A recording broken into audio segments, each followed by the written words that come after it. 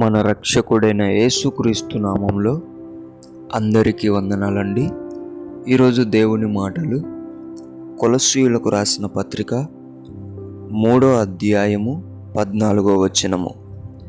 వీటన్నిటిపైన పరిపూర్ణతకు అనుబంధమైన ప్రేమను ధరించుకొనుడి.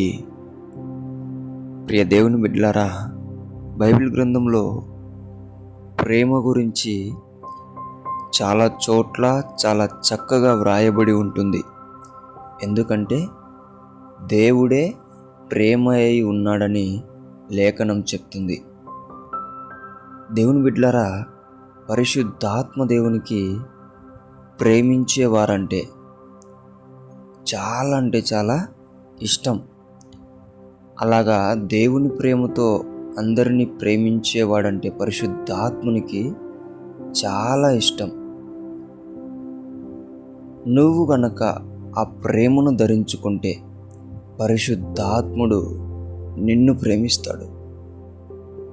నీవు దేవుని ప్రేమలో ఎదిగేలా చేస్తాడు. నీవు తండ్రికి దగ్గర అయ్యేలా చేస్తాడు.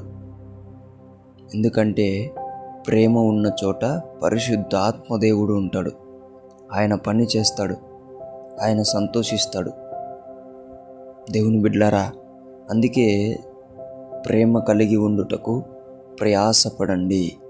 నిన్ను వలె నీ పొరుగువారిని ప్రేమించండి. ఇలాగ అనేక చోట్ల పరిశుద్ధాత్మ దేవుడు ప్రేమ గురించి వ్రాయించాడు. దేవుని బిడ్డలారా, అన్నిటికంటే ప్రేమ చాలా ప్రాముఖ్యం. ఎంతగానో మీరు గనక ప్రేమను ప్రేమించి ధరించుకుంటే గనక మిమ్మల్ని దేవుని నుంచి ఎడబాపేవాడే ఉండలేడు. అందుకే ప్రతి ఒక్కరు కూడా ప్రేమను ధరించుకోండి.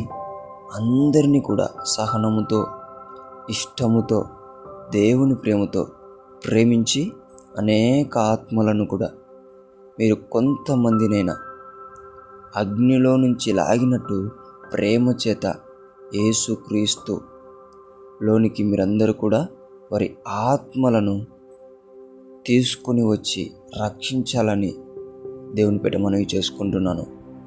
ఒక ఆత్మ రక్షింపబడాలంటే ప్రేమ చేత తప్ప దేని చేత రక్షించబడలేదు. కాబట్టి అందరినీ ప్రేమించండి. కొద్దిగా ఆలోచించండి.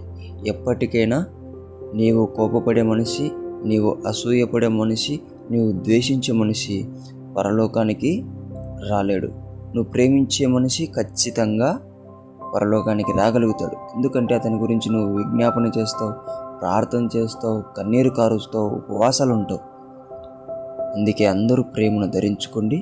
ప్రేమ చేత అనేక మందిని రక్షించండి. యేసుక్రీస్తు మీకు తోడయుండునుగాక. ఆమేన్. ప్రార్థించుకుందాం.